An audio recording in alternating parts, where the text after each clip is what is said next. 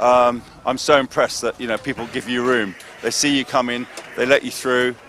Somebody else comes along up behind me, I let them through, and yeah, we're all happy out there really. No one's going to attack anybody with a torque wrench after the race. No, I don't think that's the case, and you certainly sound like you're having an absolute ball out there. There goes Simon off out down the pit lane, so the car's in good hands as well. Yeah, he's a bit of a wash.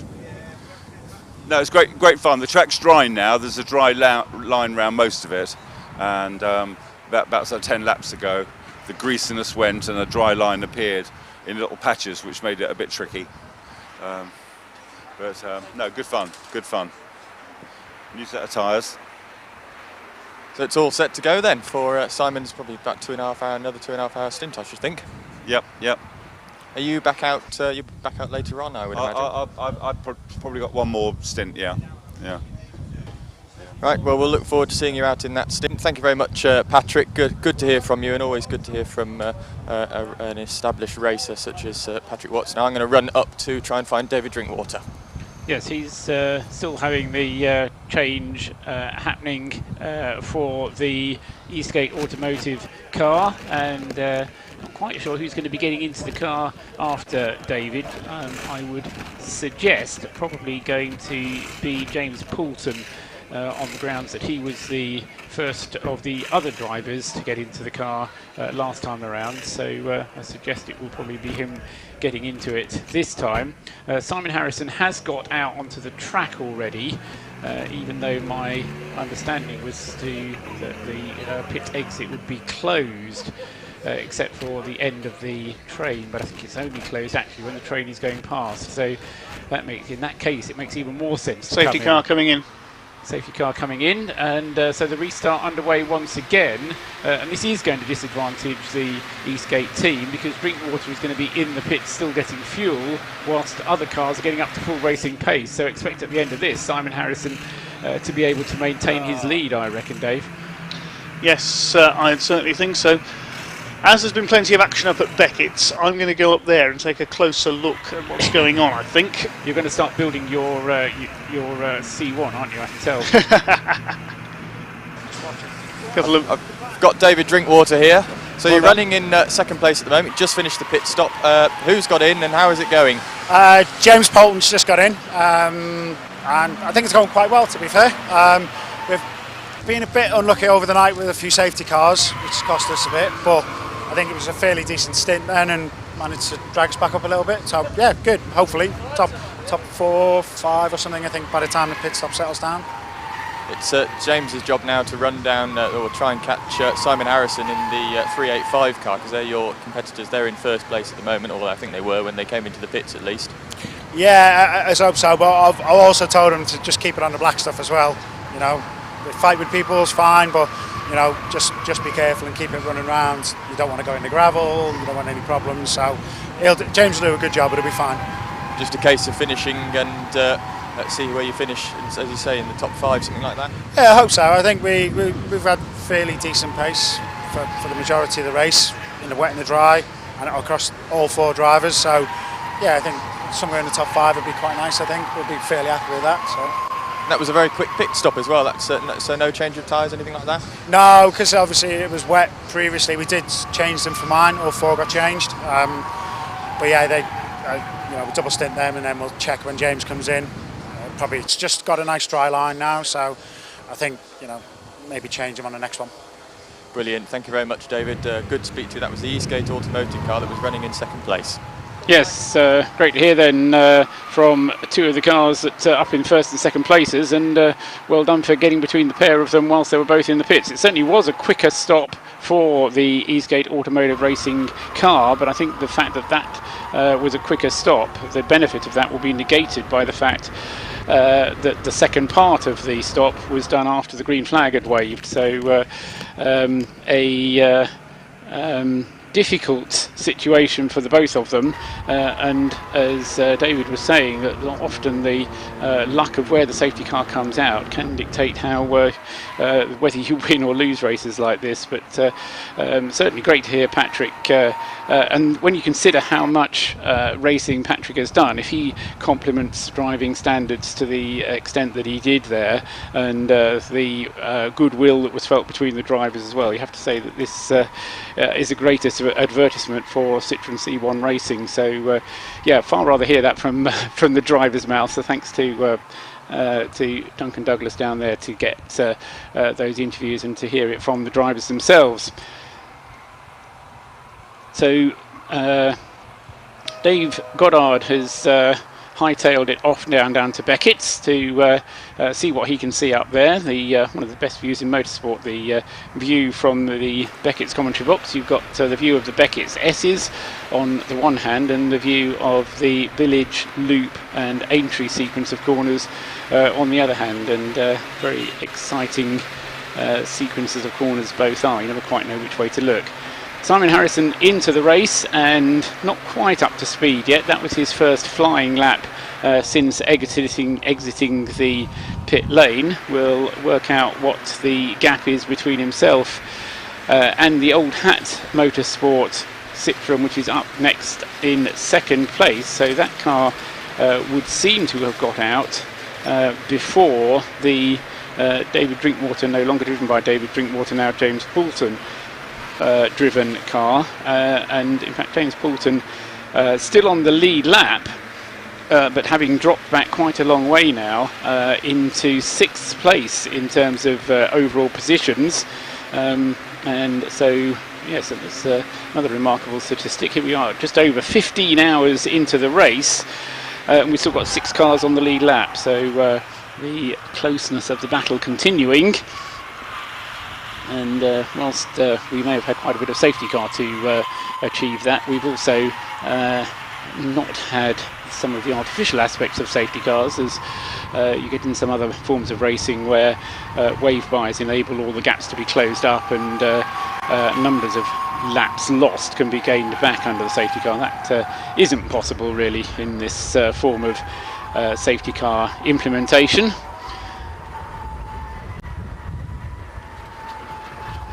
So Simon Harrison now on his flying lap.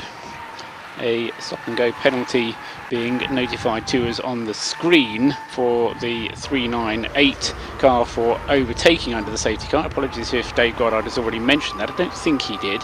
I think that's a new message that's only just appeared. The 398 car being the Redneck Racing car of Michael Harris, Adam and Gary Preble, joined by Chris Southcott.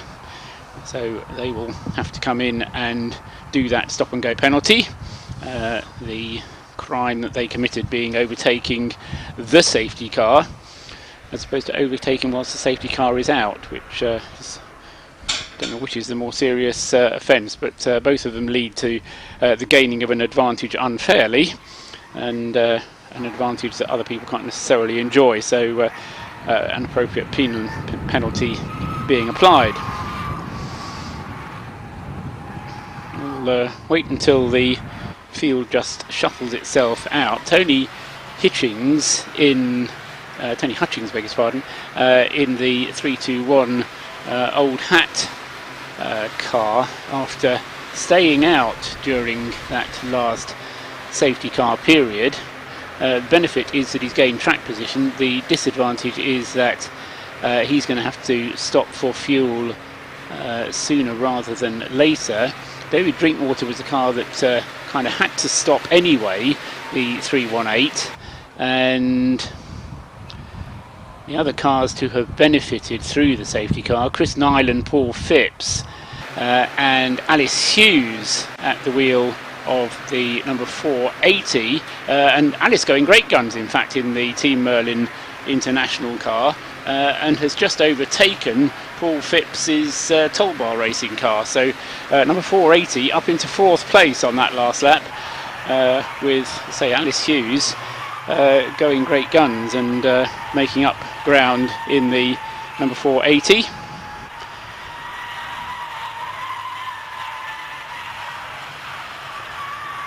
into fourth place. She too is coming towards the end of her stint, and in fact, in all likelihood, it's going to be Alice pitting next. 37 laps have been completed on this stint by her, and so another 3 or 4 laps should see that car coming into the pits.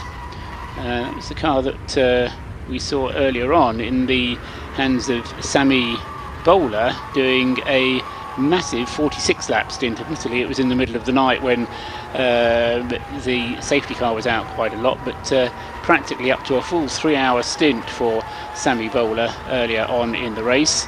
And that's the car that part of the reason why that car has done so well in getting up through the order, now running in 4th place. But as I say, coming towards the end of Alice's stint within the next 4 or 5 laps.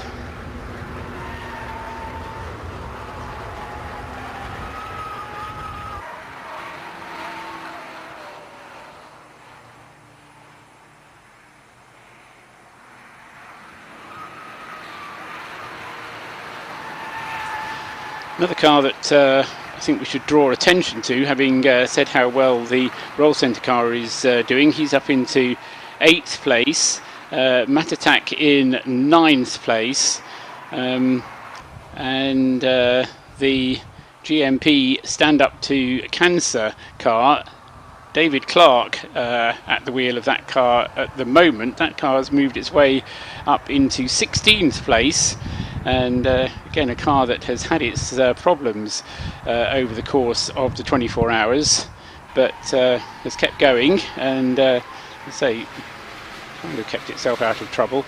But I think they would dearly like to be in with a shot of the top 10. That's probably beyond them, but top 15 certainly within range for David Clark, Dave Ward, and Mike Neuhoff, and the rest of the crew. Marino Franchitti, who's been driving a lot of the nighttime laps in that car, and we haven't really mentioned the car number 420 just going through onto another lap now. The Cock-Womble car of Zoltan Sabi, Christian Judge, Scott Lawrence. That car again, another car just to stay out of trouble, slowly moving their way up through the field. They're just outside the top 10 in 11th place at the moment.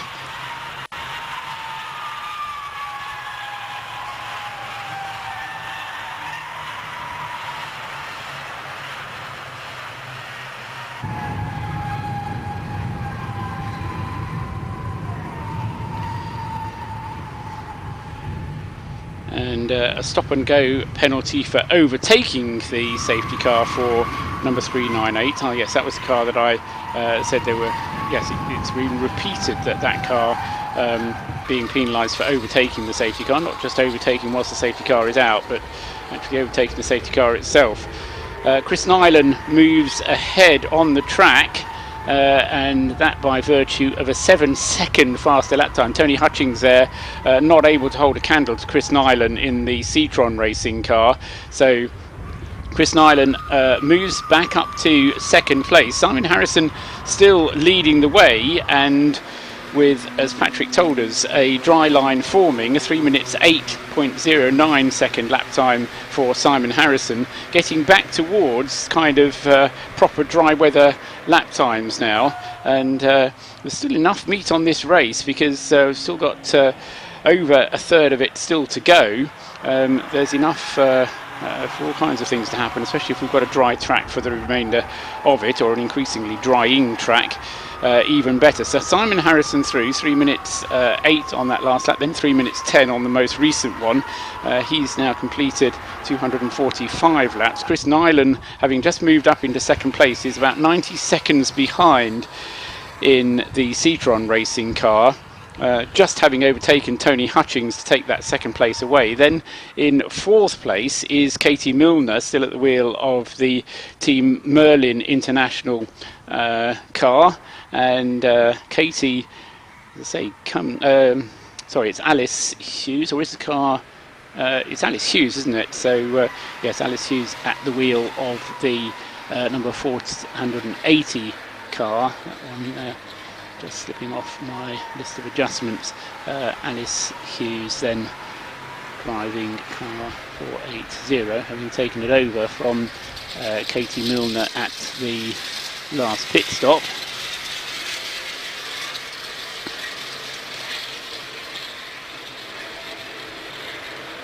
And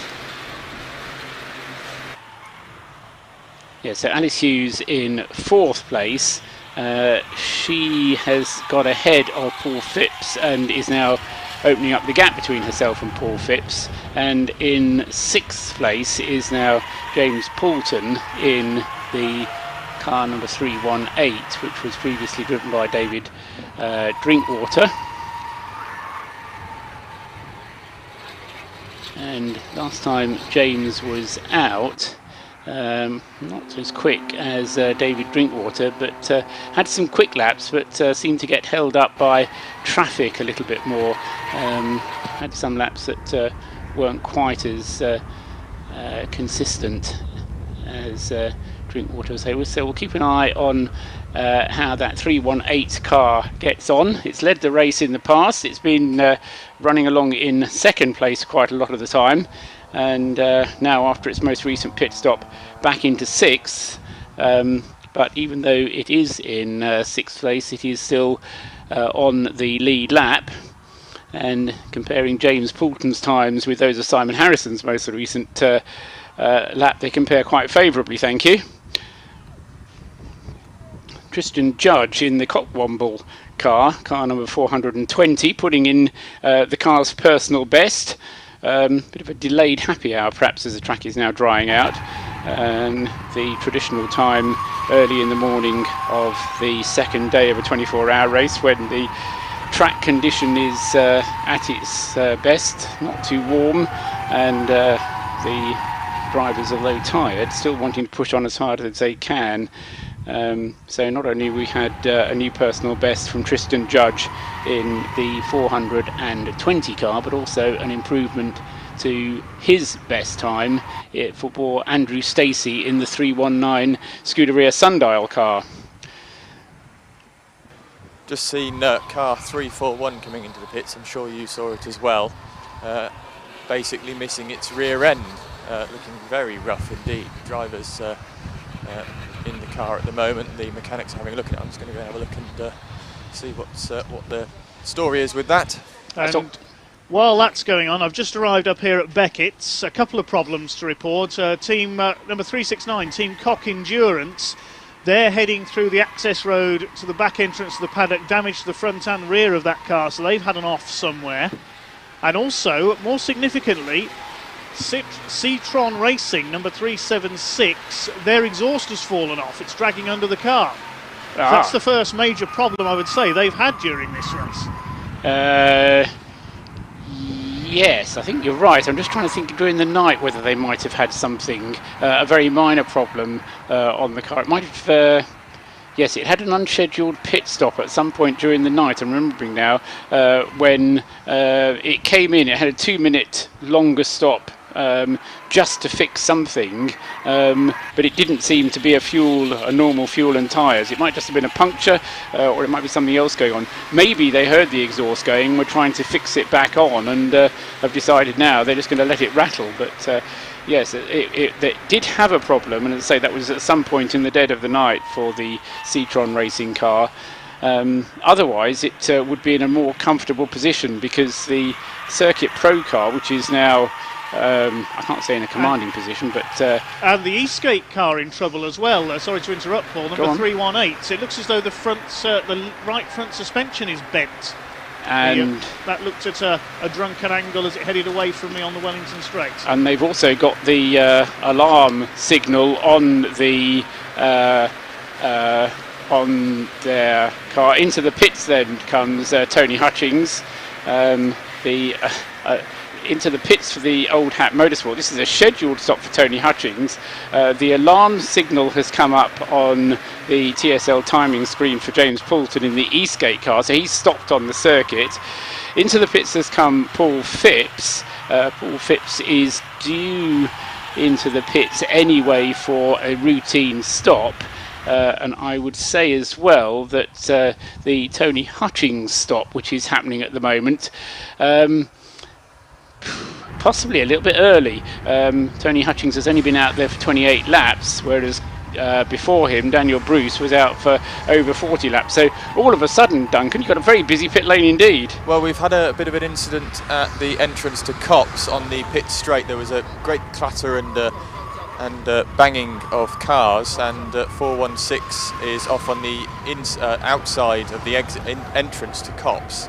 The driver's just given a thumbs up to the marshal, so that's good to see. The car 416 though stopped on the outside of the entrance to Copse. Yes, I can see it if I crane to the left out of the commentary box here at Woodcote. I would... not quite sure how that has happened. I can't imagine that he's hit the pit wall and finished up over there, but he's in a pointing to the left, and as you say, on the outside of the entrance to Copse Corner. So I just wonder whether there's been a coming together with a couple of other cars, because very often we do get cars coming down the start-finish straight 3 and sometimes 4 abreast, and you really do have to be on your toes to make sure you don't collect another car, particularly when you're then trying to get the car into the ideal position to drive it as fast as you can through Copse Corner. So 416 is out on the outside of the corner there. Wouldn't be surprised if there has been a coming together with the barrier. This is the C1 USA team car, a car which has already been in the wars at Copse Corner, wasn't it, earlier on in the race, and currently in the hands, when it stopped there on the start-finish straight, of Joel Carnes, the driver of the C1 USA team car. Just wandered down the pit lane, and Old Hats Motorsport came in. They thought they were coming in fuel, but they decided not to, so they'll be back in again. That's car 321. Car 341 found out the reason for the damage. The driver said that another car came hurtling up behind him and hit him on the rear end, and has dented that car quite severely. So there might be a car out there with quite a bit of front end damage, or in the pits quite possibly, but that car 341 with a lot of rear end damage. Well, the 416's damage is largely at the front end, although having said that, yes, no, I think the damage is largely at the front end, and so I just wonder if that is the car which... Did he say where this car came hurtling up behind him? Because that might be the next question, because if it was a Copse, then that could be the answer to what happened to 416, the C1 USA car. So that car still awaits a tow back. And just to repeat, because you suddenly threw a lot of information at me there, Duncan, it was the Old Hat car which you said they were going to refuel it and then they didn't, so they're going to have to come back for more fuel. Yes, that's what I sort of half heard. I'm trying to listen to you and listening to some of the mechanics as well. I've only got one ear that works, so not one ear on the radio, one ear physically, so I can only listen to one thing at the time. But yeah, what I was told was that he said they came in and decided not, because of the incident, decided not to take fuel, and they'll come back in later, because I think they're thinking that maybe it might be a safety car. Okay, interesting thought. More infringements, notifications thereof. This for the second time, I think. 398 Silver Lake Racing having a HUTAG infringement penalty. That being assessed to Michael Harris, and I have a feeling Dave Goddard, you're better memory than I have. It was Mike Harris, wasn't it, who had the HUTAG infringement before, as far as I remember. I think so, yes. Yeah, so lightning never strikes twice, unless you... maybe he's got a dodgy UTAC or something. Anyway, so that's a stop-and-go penalty for him. Other 3-lap penalty for assistance for cars that have had problems out on the circuit that have been brought back in. Meanwhile, Paul Phipps is still in the pits in the 333 car, and I wouldn't have expected that to still be in the pits, or would I? Leaning across to my other screen. No, it's not quite a long pit stop yet, not as short as some teams have managed to do, but the 333, the Toll Bar racing car, in the pits at the moment and waiting to come out. Into the pits now comes the Citroen Racing car, and this is Chris Nyland coming in for his scheduled pit stop. And that should be, yes, Chris Nyland to hand the car over to Adam Burgess. Well, I'm with the 333 car now, and I've got Paul Phipps here. Excellent. You've just come into the pits. How's it going for the team? It's great fun. Our good drivers obviously did all the business in the first 12 hours, and we had some fun. And so it's only going to go one way, but no, I really enjoyed it. And I'm listening to Radio Silverstone there, which is quite handy. You get the notification about safety cars and what have you, so it's a good listen. And it's Patrick Watson. It was complimenting the driving. I mean, I used to do brick car, and it was sometimes a bit rough and tumble, where there's a lot of respect out there. And so they're good fun. I'd only done 3 laps in that car before the night qualifying, and that was it. And I haven't raced for about 4 years, and so I'm slowly getting back into it. And so it's great fun. Well, it's good to see you back out in the car. The pit stop complete now. So who's now taking to the wheel? Robert Day. Robert Day. And what was there a reason for the slightly longer pit stop, or was it just standard? No, I mean, I got clouted on the complex just when I was listening about the safety car, and it's the first touch that car's had in 15 hours, which is pretty good. And he hit the axle dead square, but it made an enormous thump and the car jumped across. And I thought, safety car, I'll come in because there's 3-lap penalty. So if I got halfway, I thought, all right, carried on, and then something broke. We got recovered, 3-lap penalty. So in, and I've done about 2 hours 10 minutes, 2 hours 15. So I think that was a wise move there, Paul. Yeah, thank you. Right, we'll let you go and have a sit down and drink. Are you back out later on? Yeah. With Robert and myself, we've got to do the lion's share of the work now. Brilliant. Okay, well you'll get more seat time. Thank you very much, Paul. Good to speak to you, and nice to hear that there's lots of positive comments about the driving standards as well. Yes, and well done to Duncan for getting those positive comments as well out of the drivers. Mike Flounders, I'm not sure who's driven the car yet. Robert Day, as Paul Phipps was just saying, and Paul probably going to be driving the rest of the day. I hope we get to see Rob Austin back into that car again, because where it is largely due to Rob's efforts earlier in the race. I remember tapping Dave on the shoulder at one point and saying he got into the car in 26th, and he was about to move up to 14th, and now there the car is knocking at the it was knocking at the top bottom of the top 3 at one point there. So we'll see how the slower drivers do when they get into it, but if it can stay in the range of top 6, then that'll be a good effort from the crew at Tollbar Racing. Pit stop as well for the Team Merlin International car. I don't know if that's what you were about to tell us about, Duncan. Where are you at the moment? I'm just stood outside Silver Lake up 398. Adam, you've just got out of the car, I assume? Nope. He's just strapping in the. That's Mike Harris. I was talking to a mechanic in Adam Preble's helmet. So Mike Harris is just strapping in. Trying to see who's in that car now. I'll just quickly ask.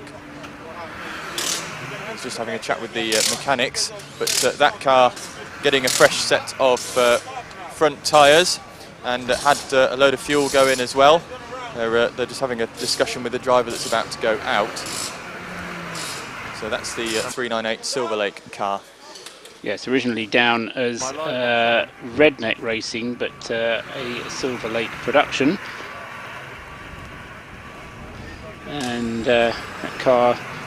Mike, who's just got into the car? That's Chris Southcott. How was that stint for you then, Mike? Yeah, brilliant. I really enjoyed it. Track was drying out. Really good. So starting to feel the grip now.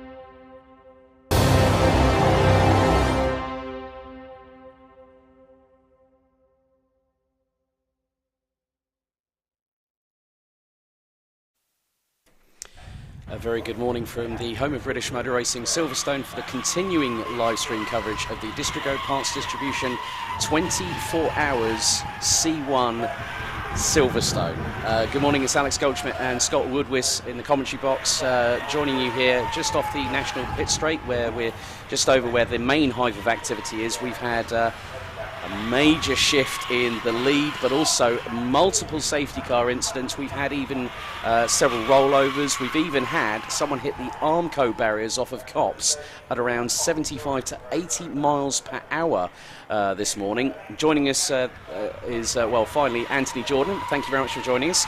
Regular with British Mini Bikes, which is also profiled on Alpha Live. Dan Blake is also back with us.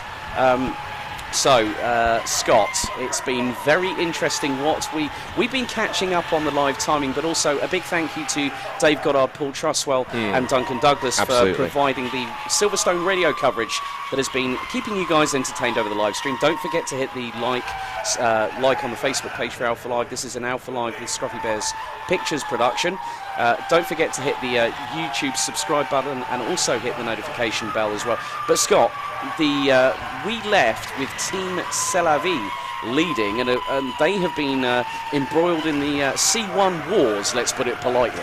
Well, the whole complexion of this race, good morning everybody by the way, has just been completely changed overnight since we left, because we left it under safety car with Team Selavi leading, and then according to the timing sheets that I was catching up on this morning before we came back on air, us two at least, or all of us here, they led until about sort of hour 7, and then they were caught up in an incident where they themselves were victim of a rollover, and the car had to come back in. They had to kick the windscreens out. They had to even sort of put together one of the pillars, yes, because it had rolled over so much. Then Team Viking took over at the front, but then since then it's all just been changing as the weather has abated. You can see there was a definitive dry line that's formed on the circuit now for the drivers to follow, but there are still very much a whole sequence of damp patches on the circuit and damp parts of the circuit to use, but everyone keeping to the racing line, and it has now left us with a very interesting sort of top 10 now, which we can go through in a few moments' time. Yes, we've got Circuit Pro in the 385 currently leading the way.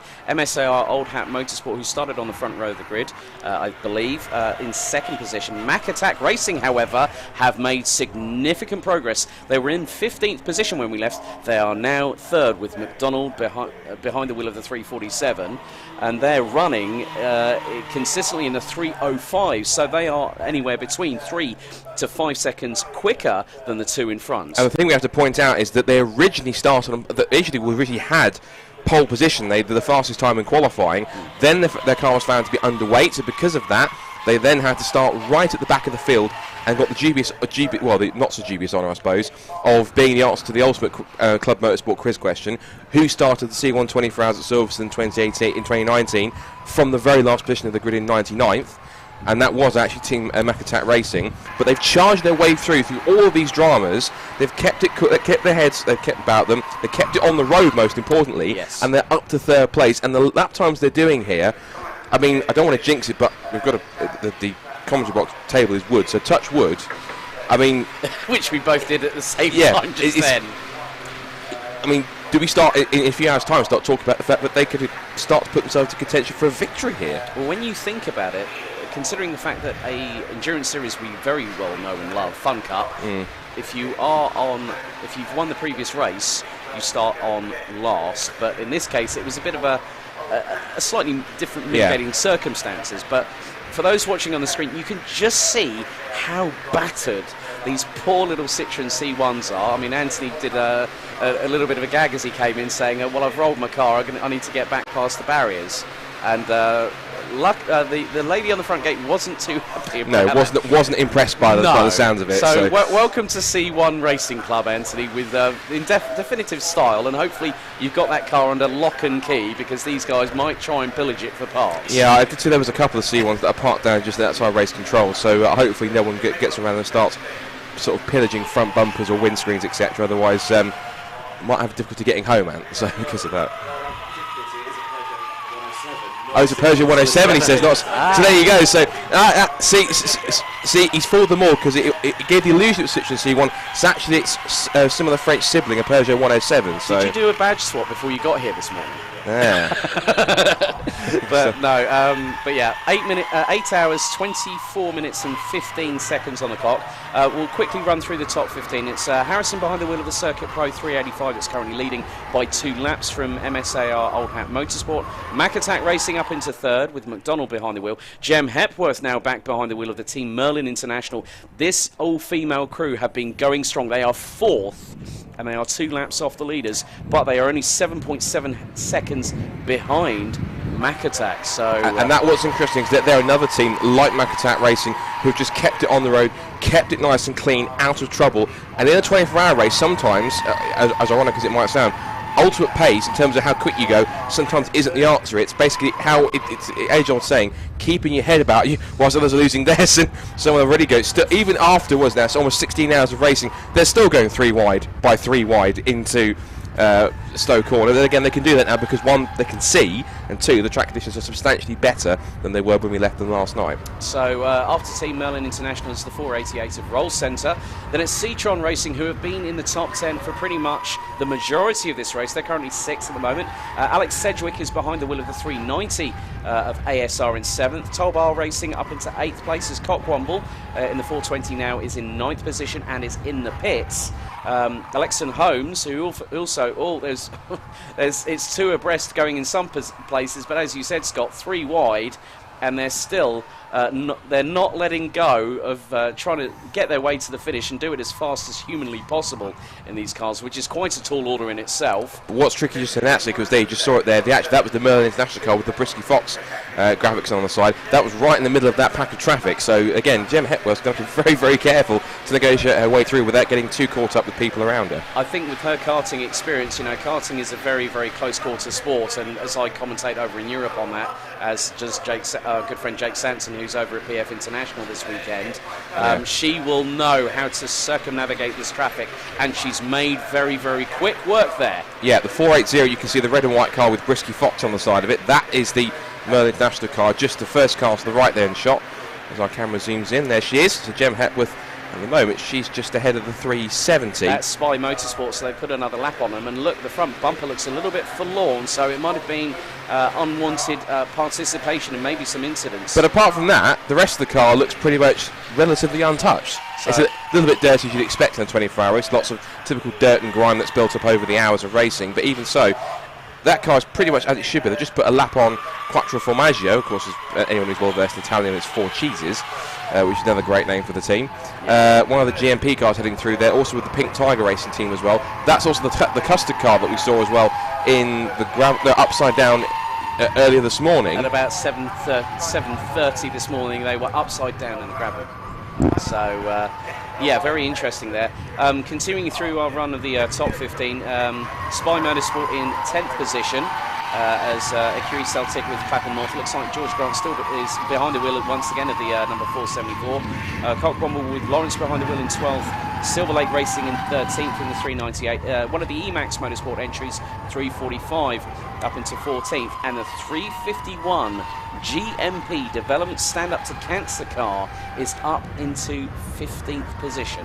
Yeah, and that's got Ratcliffe at the wheel of that. That's got Savage Clark at the wheel of that car.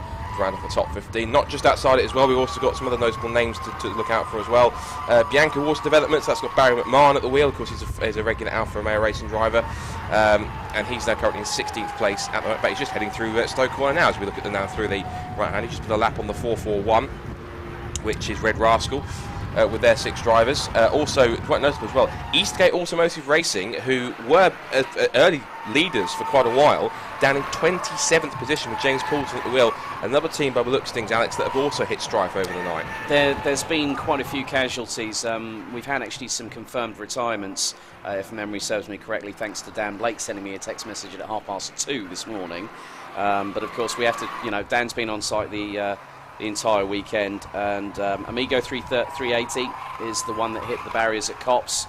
364 that had that engine change in hour 4 is also a retirement as well. There's Dan said that the weather has actually been quite torrential, so to speak, throughout the night, and we've had around over 15 15 safety cars plus a few more as well. But at the moment, it's still green flag action at the minute. Had a quick chat with Richard Roberts from Esports and Stars just before we came on air, who's predicting that they're hopefully going to be finishing around 42nd.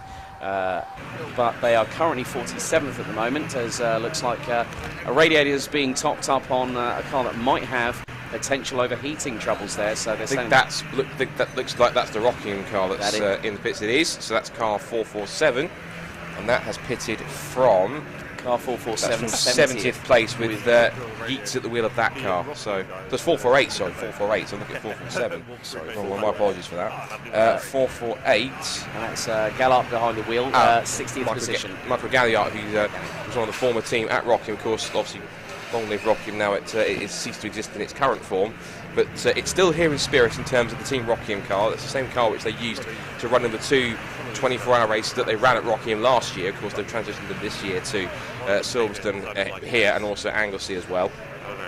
So that car getting regular top up. This is all part of the regular point in terms of, some of them are going so quickly that you are then seeing these guys pretty much go through sort of the sort of radiator fluid and everything else like that, like it's going out of fashion, because they're pushing these cars so hard.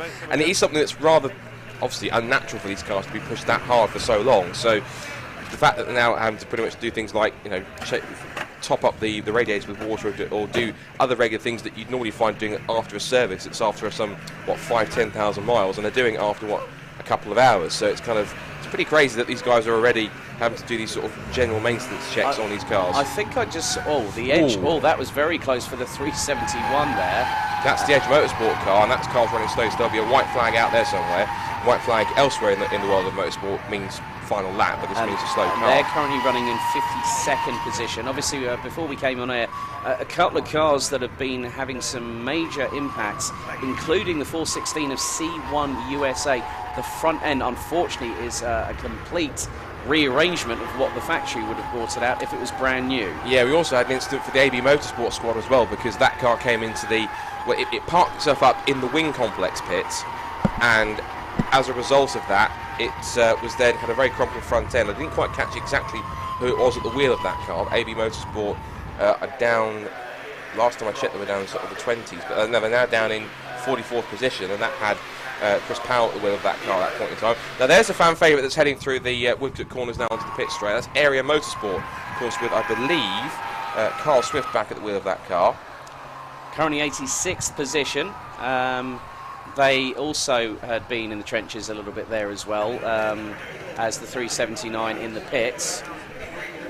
Oh, now Dan, thank you, Dan Blake. That's the Gala Performance car has got a very, very mangled front end, unfortunately, as work looks to be getting underway on the left front of the 379 there, Scott. With the 379, just before we came on air, roughly about half an hour before we came on air, the cameras caught this car actually coming off on the pit straight, and I suspect either it was a separate incident or it came together with the C1 USA car, because both those cars are off at roughly the same point on the circuit, as we see the Kiri Celtic with Mr. George Grant himself, Clapham North MOT's main man at the wheel of that car.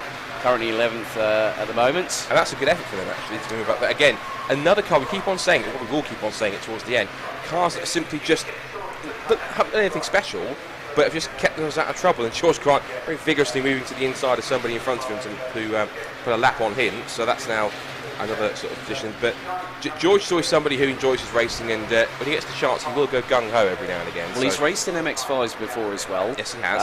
But also, I have to give a very particular birthday shout-out, which I was meant to do before we went off air, but many happy returns to Thomas Andrews, who celebrates his 18th birthday today. Funny enough, his dad Rick is in Superleggera racing in the 479, so it was quite funny when it's Tom's birthday at the weekend. Oh no, I booked for the C1 24 hours. So Tom is actually here, but it's quite. You could have brought him along for a present, couldn't he? Definitely. Here's a proper 24-hour race for you. 4 abreast there, Scott. And that's led by Silver Lake Racing, and also with Carl Swift at the wheel in the 384. He's definitely not hanging about his old Carl. No, definitely not, because he's trying to make him as much as they can. We should explain, for those who are fans of Area Motorsport, they were battling for the lead in the early couple of hours. and then they got caught up with a back marker, and the car ended up rolling in the hands of Rob Baker. Then that car came back into the pits, spent a long time being fixed up, and they were pretty much right down at the bottom of the field with a lot of work to do. You can see how much that car's been patched up on the right rear quarter, and the fact that the rear boot lid, which in these cars, believe it or not, has no plastic to it, it's just a single piece of glass. So if the rear boot lid goes, yes, unless you've got a spare one, that's it. There's no sort of plastic trim to it. The rear boot lid is the rear piece of glass. They are one and the same. So you see the Silver Lake Racing not quite content with Area Motorsport, but Cosworth says, no, I'm in front, so I'll stay in front, thank you very much. And goes round the outside in the process for good measure. That just shows the calibre of Carl Swift. Obviously, you know, a very, very accredited driver in his own right, but showing that driver skill is very much paramount in an equal parity championship, with you know, the majority of the 99 cars still circulating here at the 3.661 mile full Grand Prix layout. Yeah, Costas going to come past us at the pit lane in a second now as he goes past us now, being chased down by the Silver Lake car. Also, the 411's not too far away on that group of cars either. As again they go side by side into Copse Corner. Good little battle here. It's not for position, unfortunately, because obviously the Silver Lake car is many laps ahead in 12th place. I think they're just having some fun out there in this late stage of the race, because I think, to be fair, Silver Lake Racing, they're a minute and a half behind in Curie Celtique at the moment, so that battle of 11th and 12th is pretty much half a lap between them. So I think they just decided to have a bit of fun. There's Alice Hughes on screen. Looks like she's I think she was about to well, I'm not sure she's about to come in and have a change over. Looks like she's just relaxing a bit in the pit lane as Team Celebi, former leaders, make their way out after a scheduled pit stop.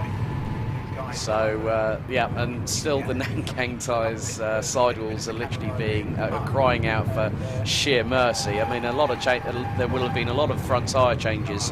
The majority of the teams, obviously, with these cars being front-wheel drive, the steering is going through them as well. Quite interesting that we've had a few comments on the YouTube stream.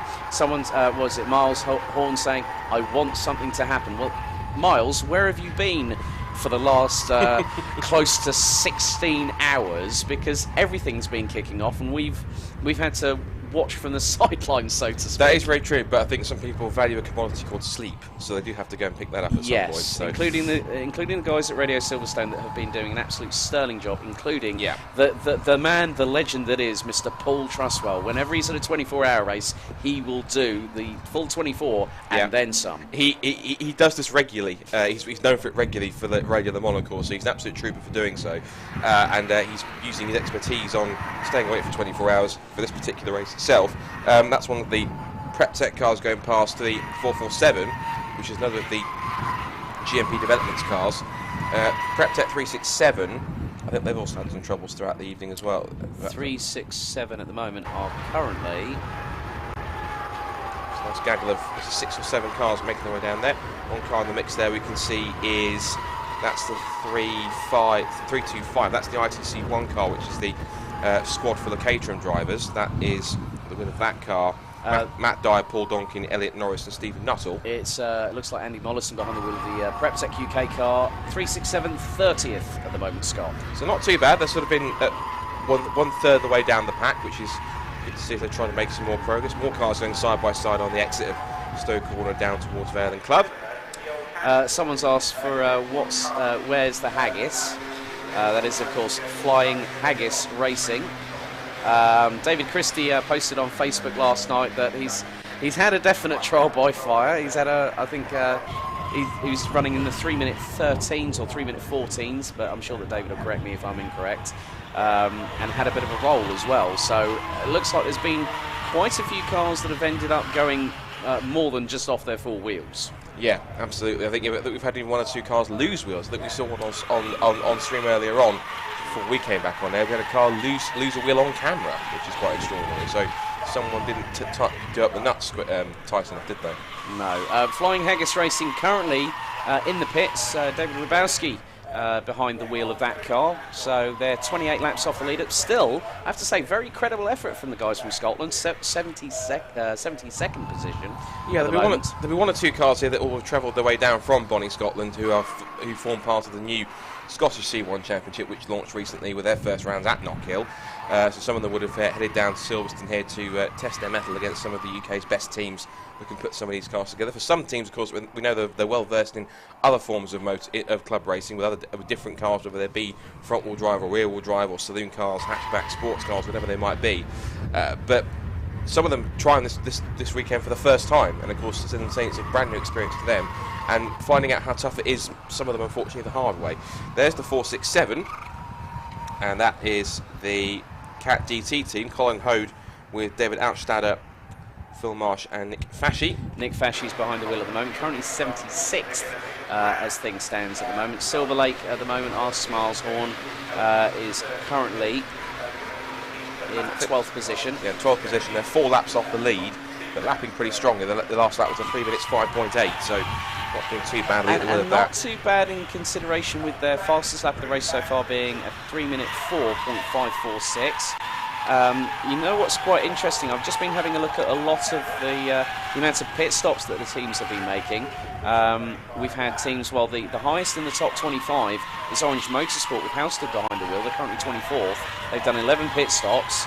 The leaders at the moment, Circuit Pro, with Harrison behind the wheel, they've only done 6, as have ASR and also Tollbar Racing. Team Merlin, 7. So the top runners are really showing that it's, you know, at the moment with 16 hours set to be completed in around 8 minutes time, that they're doing less than 10 pit stops over 16 hours. That's quite a good showing. But I think some of that would have been helped by the fact, or influenced by the fact we've had so many safety cars throughout the night. So because of that, obviously cars have been going at slower speed, which means they haven't been wearing the tyres out as much. Team Torelli goes very wide on the exit of Chapel Corner. That was definitely a Matthias Ekstrom moment there, I think, if World RX was here. And they will be here very soon. Yeah, I guess he was watching the qualifying from Catalonia last night, because I'm thinking, I might be able to get away with that. Someone who hasn't got away with it is a car in the gravel trap. Now, apologies for being so vague there, but all I could really see from the distance was it was a red one. Of course, we've got several red C1s in the field, but which one it was, I have to wait and see. It's not AB Motorsport, because their car is still 56, and that's a silver car anyway. Could it be the number 369 maybe? Because they just thought, well, they've got a... Well, no, their car stops at one point, just in this sort of area here, just where our cameras are showing just at the loop. And they came off the road, and we had sort of marshals shouting and chasing after them for some reason. So obviously some kind of mechanical issue for them. And so there's more sort of on-track squabbling going on here. We've got the 497, 373, and 484 by the looks of things. And the 447's just in the background there as well. That's the Mark Werrell car. With GMP Developments, well, there are 3 cars in the field. Another car going slow has had a spin, I think. It's a 320. That's AASP Motorsport. Yeah, that's the Ian Gorringe with Mark Barron, Neil Wise, Sinead Norton, Andrew Barron and Ryan Campbell car. So, yeah, I mean, it's quite interesting. The 447 was actually in the gravel a little bit earlier on, around about just off Beckett, so they've had an assist. In terms of having a 3-lap penalty, and that's for anyone that gets outside assistance to rejoin the circuit or get pulled back to the pits, as a lot of teams have had that penalty handed down to them.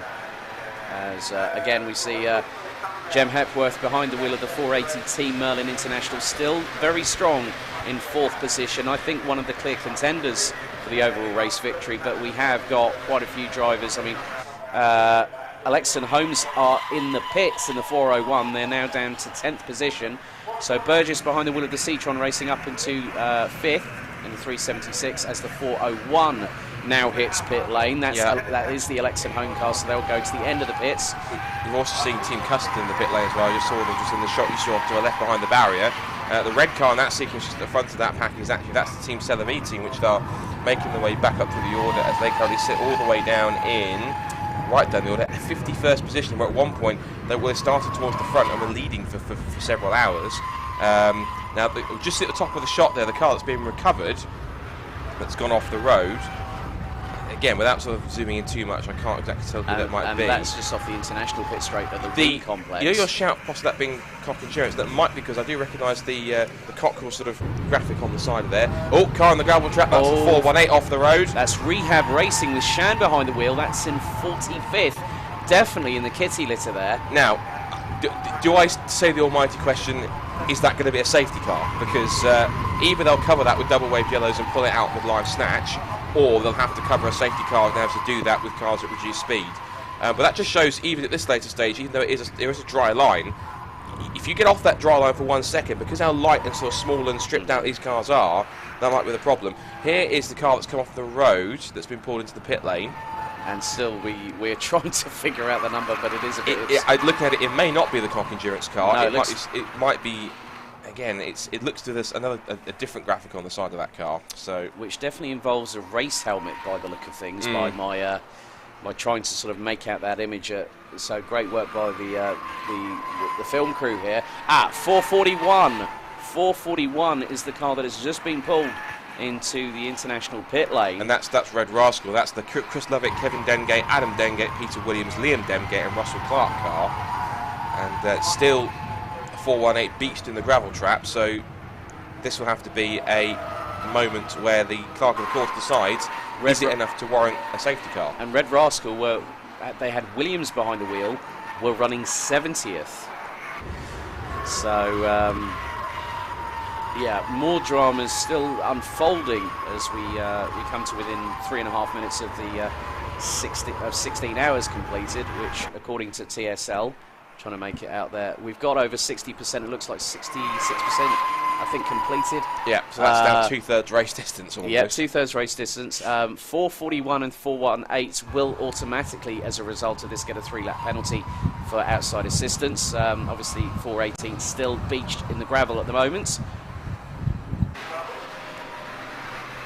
There's the 325, the ITC car. That's the catering squad. That's backed by ITC compliance. So that car is, as we said, Matthew Dyer, Paul Donkin, Elliot Norris and Stephen Nuttall, all of them either current or former catering 420R races. Of course, Stephen Nuttall is a former multiple catering champion. There's the 379 car. We saw that car going off on the pit straight, and we think it was the other car that was involved in the incident with the C1 USA squad, but that car's gone back out after what appears to have been some extensive repairs to that car now. Yeah, back out onto the circuit. Looks like it was the front left corner that took the major brunt of that incident there on the 379. They are rejoining in around 57th, 58th position. Team Silver Lake in the mix, I think, with one of the Prep Tech cars by the looks of things through that one. Still the 418 car beached in the gravel trap as the cars pour past one after the other. And I'm surprised that they're trying to decide what to do with this one, because I would have thought it would either be put it on the safety car or do a live snatch. George Grant extricates himself out of the 474. Proudly having the Union Jack banner spread across the back of his race helmet there. Yep, and Clapham North emblazoned all over the rear bumper as well.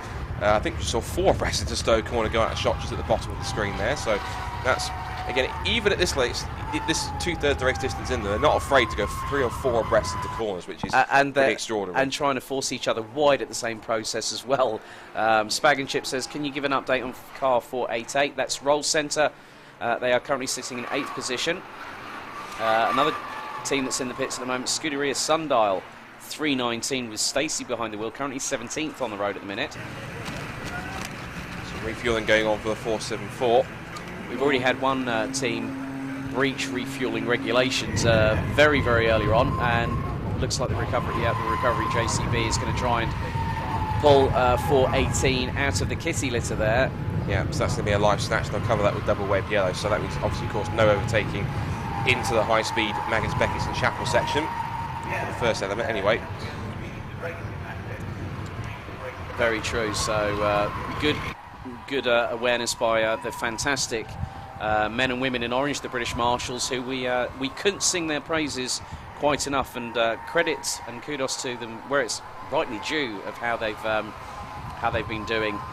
Yet again, thank you very much to our stream director for putting that up. Yeah, without the Marshals we can't go racing, and to now be literally, Scott, we are officially, and I'm going to wait for this because the time is ticking down.